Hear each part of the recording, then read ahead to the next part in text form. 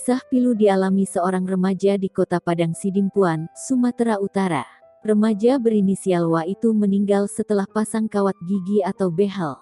Ia mengalami pendarahan hebat di mulut. Akibat tak kuat menahan rasa sakit, ia diduga sampai membenturkan kepalanya ke dinding.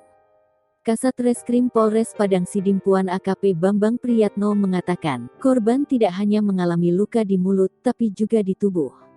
Ada dugaan, korban membenturkan tubuhnya ke dinding lantaran diduga tidak kuat menahan sakit akibat infeksi dari pemasangan kawat gigi yang disinyalir sembarangan.